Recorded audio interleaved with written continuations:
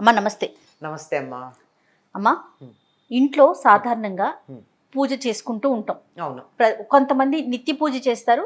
ఆ. కొంతమంది ఒక స్పెసిఫిక్‌గా గురువారం అని ఒక రోజు, శుక్రవారము, శనివారము ఇలా ఒక్కొక్క రోజుని పెట్టుకొని వారంలో ఆ రోజు పూజ చేసుకుంటారు. అయితే ఇంట్లో పూజ చేసేటప్పుడు ఎవరు చేస్తే ఎక్కువ ఫలితం ఉంటుందమ్మా? ఇంట్లో ఎవరు పూజ ఎక్కువ చేయాలి? అమ్మ, మీరు అన్న దాంట్లో ఎక్కువ పూజ చేయడం గురించి చెప్పడానికి ముందు మీరు ముందరన్న మాట కూడా చెప్తాను నేను సమాధానం. వారానికి ఒక రోజే చేస్తామేమిటి పూజ? ఎక్కువ చెయ్యొచ్చేమో కానీ వారానికి ఒక రోజు రోజు పూజ చేయాలమ్మా.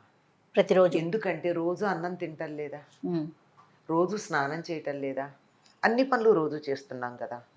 పూజ కూడా ఎక్కువ తక్కువల మాటటుంచి తప్పనిసరిగా చేయాలి. ఈ ప్రతిరోజు చేసుకోవాలి. ఆత్మారాముణ్ణి ఏ రకంగా తృప్తిపరుస్తున్నామో అక్కడ రాముడో కృష్ణుడో ఏ రూపంలో మీకు నచ్చిన దైవం ఎవరైతే ఉన్నారో వారికి ప్రతిరోజు కనీసం ఒక్క దీపం పెట్టి, దీపం పెట్టడానికి కూడా కొన్ని పరిస్థితులు అనుకూలంగా లేకపోవచ్చు, కనీసం ఒక అగరొత్తి వెలిగించి దండం పెట్టుకుని ఒక్క స్తుతి చేసుకోవడానికి అవదా, చెయ్యొచ్చు. ఇది తప్పనిసరిగా ప్రతిరోజు చేయవలసిందే. పూజ దేనికి చేస్తాము అంటే మనకేదో కావాలి అని చేయడం మాటటుంచి మనకి ఇవన్నీ ఇచ్చినందుకు చెయ్యాలి. శరీరం ఇచ్చాడు, హ్మ్. నోరిచ్చాడు, రుచి ఇచ్చాడు, తినడానికి వస్తువు ఇచ్చాడు, ఆకలి ఇచ్చాడు. ఆ. ఈ మూడు ఇస్తే ఇందులో ఏ ఒక్కటి లేకపోయినా మనం పదార్థాలను ఆనందించలేం కదా. ఇన్ని ఇచ్చినటువంటి భగవంతుడికి మనం కృతజ్ఞత చూపించుకుంటాం. అలాగే కన్ను ఇచ్చాడు, చూసే వస్తువుని ఇచ్చాడు, చూడగలిగిన శక్తిని ఇచ్చాడు. అలాగే ఇంద్రియాలకు కావాల్సిన విషయాలు, వాటిని అనుభవించడానికి కావాల్సినటువంటి శక్తి, ఇన్ని మనకి భగవంతుడు ఇచ్చినందుకు ఒక్కసారి ఆయనకి నమస్కారం చేసుకోవాలి కదా తప్పనిసరిగా. ఈ ఐదు ఇంద్రియాలు ఇచ్చాడు, అవును. 5 జ్ఞానేంద్రియాలు, 5 కర్మేంద్రియాలు ఇచ్చాడు, వీటిని కలిపి మనస్సుని ఇచ్చాడు. అందువల్ల ఒక్కసారి హృదయం దగ్గర ఇంద్రియాలని, కర్మేంద్రియాలు, జ్ఞానేంద్రియాలు, మనస్సు కలిపి ఇక్కడ నమస్కారం చేసుకోవాలి. అందుకని తప్పనిసరిగా రోజు చేయాలమ్మ. ఎంత చేస్తామన్నది వేరు. ఆ. మీరు అన్నట్టు ప్రత్యేకంగా చేయడం అన్నది వారానికి ఒక రోజు చేసినా 2 రోజులు చేసినా మీ ఇష్టం. కానీ రోజు మాత్రం ఎంతో కొంత చేయక తప్పదు. ఒక దండమన్నా పెట్టమంటారు మీరు. నమస్కారం అన్నా చెయ్యాలమ్మా. దాన్ని పూజ ఎంత చేస్తావు, దాన్నే పూజను. ఒక స్తోత్రం చేయి. నోరిచ్చాడు గనక తినడంతో పాటుగా స్తోత్రం చేయి. కన్నిచ్చాడు గనక అన్ని చూడడంతో పాటు ఆయన మొహం ఒకసారి చూడు. చెవిచ్చాడు గనక ఎన్నో వింటున్నావు, నీ నోటితో అన్న స్తుతి నువ్వు విను. ముక్కిచ్చాడు గనక ఆయన దగ్గర ఒక పువ్వో అగరొత్తో పెట్టి వాసన చూడు, ఆస్వాదించి ఇట్లా. అయితే ఎవరు చెయ్యాలి అన్నది మనకి శాస్త్రాలు చాలా స్పష్టంగా చెప్పాయమ్మా. మనం మామూలుగా సంకల్పం చెప్పుకునేప్పుడు ఏం చెప్తాం, ఒక పేరు చెప్తాం. ఏదో ఫలానా గోత్రోద్భవస్య ఫలానా నామధేయస్య అని చెప్తాం. అన్నాకేమంటున్నాం, ధర్మపత్ని సమేతస్య సహకుటుంబాన అని చెప్తున్నాం.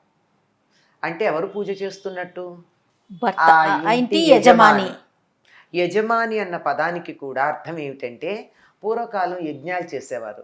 యజ్ఞం చేయడానికి అక్కడ కూర్చునేవాడెవడో వాడు యజమాని. మిగిలిన వాళ్ళందరూ దానికి అమరుస్తారు. ఇప్పుడు యజ్ఞం ఒక ఆయన కూర్చుని చేస్తున్నాడమ్మా, చేస్తూ ఉంటే దానికి కావాల్సిన వస్తువులు ఇవ్వాలి కదా, కుటుంబం అంతా సహకరించాలి కదా. అలా కుటుంబం అంతా సహకరిస్తుంది, ఒకళ్ళు చేస్తున్నారు, ఫలితం అందరికీ వస్తుంది. అంచేత ఎవరు అంటే ఆ ఇంటి యజమాని ఎవరున్నారో, ఇంటికి పెద్ద ఎవరున్నారో ఆ పెద్ద పూజ చేస్తే చాలు. ఇంటిల్లిపాదికి వస్తుంది. ఎందుకని ఆ సంకల్పంలోనే ధర్మపత్ని సమేతస్య, ఆవిడ పక్కన కూర్చుని ఉండొచ్చు, ఉండకపోవచ్చు. సరిగ్గా ఆయన పూజ అంతా అయిపోయే సమయానికి నైవేద్యం తీసుకొచ్చి అక్కడ పెడుతుంది కదా, చాలుగా, అందులో భాగమే. లేదు ఈయన ఇక్కడ కూర్చుంటే పిల్లలు వెళ్ళి పూలు కోసుకొస్తారు ఇంట్లో, ఇప్పుడు వాళ్ళు కూడా అందులో భాగస్వామ్యం అయినట్టే కదా. వాళ్లే కూర్చుని చేయాలని ఏం లేదు. నిజానికి ఒక ఇంట్లో ఒక దేవుడి మందిరం ఒక్క పొయ్యే ఉండాలి అని చెప్పారు. ఒక్క పొయ్యి అంటే ఎన్ని స్టవ్లు ఎన్ని బర్నర్లు కాదు లెక్క, ఒక వంటిల్లు అని అర్థం. ఇది లేక అయ్యో ఒక వివరణ మనం చేసాం. అది 3 పొయ్యిలు ఉండొచ్చా, 3 స్టవ్లు ఉండొచ్చా, 4 స్టవ్లు ఉండొచ్చా, ఇట్లాంటి లెక్క అది కాదు లెక్క. ఒక్క పొయ్యి అంటే అర్థం ఏంటంటే ఒక వంటిల్లు, వంట చేసేది అది. ఉమ్, ఎవరి వంట వాళ్ళు చేసుకుంటాను, నా వంట నేను, నీ వంట నువ్వు అనుకుంటే అది ఇల్లు కాదు. ఉమ్. అసలు సత్రంలో కూడా ఎవరి వంట వాళ్ళకు ఉండదు కదా, ఒకటే అందరికి వంట కలిపే ఉంటుంది. చేస్తారు. చేస్తారు. కనుక అలాగే దేవుడి మందిరం ఒకటే ఉంటుంది, పూజ ఒకటే ఉంటుంది. ఉమ్, ఎవరు చేస్తారు, ఎవరు చేయాలి అంటే ఇంట్లో ప్రధానం ఎవరో వారు ఆయన చేయాలి. ఎవరు, అస్య యజమానస్య అని చెప్పే కదా చెప్తున్నారు. ఆ ఇంటి యజమాని ఎవరున్నారో, ఇంటి పెద్ద ఎవరున్నారో ఆయన చెయ్యాలి పూజ. ఆ, పూజ ఆ. మిగిలిన వాళ్ళందరూ ఆయనకు సహకరిస్తే చాలు, అందరికీ సమానంగా ఫలితం వస్తుంది. నేను పూజ చేయలేదు నాకు వస్తుందా అని అనుకోనక్కర్లా. ఆ ఇంట్లో పాకుతూ ఉండే పసిపిల్లాడు ఉంటాడే మనవడు, వాడికి కూడా అంత ఫలితం వస్తుంది అతను చేస్తే. అతను చేస్తే. ఆ, సహకుటుంబస్య అన్నాడుగా, అవును. అంచేత ఆయన చెయ్యాలి. మరి వెంటనే ప్రశ్నలు 100 పుట్టుకొస్తాయి. ఆయన చేయకపోతే, కుదరకపోతే ఉంటాయి కదా ప్రశ్నలు ఎప్పుడు. ఒకవేళ ఆయన చెయ్యడానికి వీల్లేని పరిస్థితి అయినప్పుడు ఇంట్లో ఎవరైనా చెయ్యొచ్చు, అయినా ఒకళ్ళే చేయాలి, ఆహా. ఎవరో ఒకళ్ళు. మరి మిగిలిన వాళ్ళ మా సంగతి ఏంటండి, ఆ. మాకు పుణ్యం అక్కర్లేదా? ఆయన చేస్తే వస్తోంది కదా, నువ్వు అడ్డం పడకుండా ఉంటే చాలు. ఒకటి. రెండోది, నీకు కూడా స్తోత్రాలు అవి చదువుకోవాలి. రేపు పొద్దున నువ్వు పూజ చేయాల్సిన పరిస్థితి వస్తే నీకు పూజా విధానం తెలియాలి. తెలియాలి కదా. పూజలో స్తోత్రాలు రావాలి. నువ్వు స్తోత్రాలు చదువుకు ఎవరు వద్దన్నారు? మళ్ళీ ప్రత్యేకంగా ఆ దీపం వేరు, నేను మళ్ళీ దీపం పెట్టుకుంటాను, మళ్ళీ ఇంకోటి పెడతాను, ఇంకోటి నైవేద్యం పెడతానని ఇంకేమొద్దు. ఉమ్, అక్కడే ఉన్నటువంటి దీపం దగ్గర నమస్కారం చేసుకో. అదేమన్నా కొండెక్కుతోందేమో అని అనుమానం వస్తే కొంచెం నూనె వేయి, అందులో వేసి ఇంకో అగరొత్తి వెలిగించు, నమస్కారం చేసుకో. నువ్వు చదువుకోవాల్సిన స్తోత్రాలన్నీ చదువు, చేసుకోవాల్సిన జపాలన్నీ చేసుకో. షోడశోపచార పూజ మాత్రం చేయాల్సిన అవసరం లేదు. ఉమ్. షోడశోపచారం కాకపోతే పంచోపచారం, పంచోపచారం తప్పకుండా చేయాలమ్మా. ఎందుకంటే 5 ఉపచారాలు చెప్తారు. ఆ మంత్రాలు అక్కర్లా. నేను చెప్పేది ఏమిటంటే, పంచభూతాలు ఉన్నాయి కదా, ఉమ్, ఈ పంచభూతాలకి సంబంధించిన పంచ తన్మాత్రలు, పంచ జ్ఞానేంద్రియాలు ఉన్నాయి కదా, ఇవి మనకి ఇచ్చాడని వాటికి సంబంధించి ఉమ్. ఇందాక చెప్పా కదా, వాసన కోసం పువ్వో అగరవత్తో, కన్ను ఇచ్చాడు గనక ఓ దీపం, దీపం, నోరిచ్చాడు గనక ఓ స్తుతి. అలాగే తర్వాత నైవేద్యం కూడా అందులోకే వస్తుంది, నోటితోనే కదా తింటాము. అంచేత వాక్ ఇచ్చాడు గనక చదవడం, వినడం, ఇవి. అందుకని ధూపం, దీపం, నైవేద్యం, గంధం.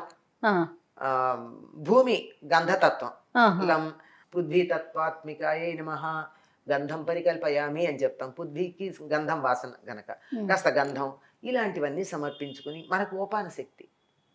ఇవి ఒక్కళ్ళే చేస్తే మనం కావాలంటే ఒక పువ్వు పెట్టచ్చు, ఒక అక్షత వేయచ్చు, స్తుతులు చెయ్యొచ్చు, స్తోత్రాలు చదవచ్చు, జపాలు చెయ్యొచ్చు. ఎంతమంది ఎన్ని చేసినా మంచిదే. మొత్తం అందరికీ వస్తున్నప్పుడు అది కూడా. ఇప్పుడు ఇంట్లో యజమాని చేసేసాడు, మీరెళ్ళి చేశారు, నేను వెళ్ళి చేశాను, ఇంకోళ్ళు వెళ్ళి చేశారు. ఎక్కడ చేశారు? యజమాని సంకల్పం చెప్పిన చోటే కదా వీళ్ళందరూ చేసింది. మొత్తం అంతా కలిసి కుటుంబానికి అంతా మేలు కలుగుతుంది. ఎందుకంటే కుటుంబానికి మేలు కలిగించిన పుణ్యం మాత్రం వీళ్ళకి వస్తుంది. అంచేత ఇంటి యజమాని చెయ్యాలి, ఒక్కళ్ళే చెయ్యాలి. కానప్పుడు ఇంకో ఎవరో ఒకళ్ళు వాళ్ళ పేరుతే చేస్తారు. ఎవరు చేసినా ఆ పేరుతోనే. ఇప్పుడు ఆవిడ చేసింది, ఆయనకు వీలు కాలేదు, ఊరెళ్ళారు, పూజమానం కదా, అలా యజమానస్య ధర్మపత్ని అనే చెప్పుకుని చేస్తుంది ఈవిడ, అంతే కదా. అలా వాళ్ళు, లేకపోతే పిల్లలు చేస్తే వాళ్ళ పేరు చెప్పుకుని, అట్లా చేసిన ఒక్కళ్ళది పేరే జరగాలి. ఇంటి యజమాని పేరు మెయిన్ స్విచ్ లాంటిది అనమాట. మన సమాజ వ్యవస్థ అంతా కూడా భారతీయులది వ్యక్తినిష్టం కాదు, కుటుంబనిష్టం. మనకి కుటుంబం ఒక ప్రమాణం, వ్యక్తులు కాదు. ఒక యూనిట్, ఒక కుటుంబమే. నిజానికి మనకి స్వతంత్రం వచ్చేటటువంటి సమయంలో ఆలోచన చేశారు, ఓటు కుటుంబానికి ఒకటి ఇద్దామా, వ్యక్తులకు కాకుండా అనే ఆలోచన కూడా జరిగింది. మనంతా మనకి ఫ్యామిలీ యూనిటీ అన్న దాని మీద ఒకప్పుడు అంతటి పట్టు ఉండేది. అది నెగ్గలేదు అనుకోండి, అసలు ఎవరు అంగీకరించలేదు, వేరే మాట. ఆలోచనకి కావలసినటువంటి సామాజిక పరిస్థితులు మన దేశంలో ఉన్నాయి. కుటుంబ వ్యవస్థ అన్నది అంత పటిష్టత ఉంది అనడానికి. తప్పకుండా చాలా చక్కగా వివరించారు. నమస్తే.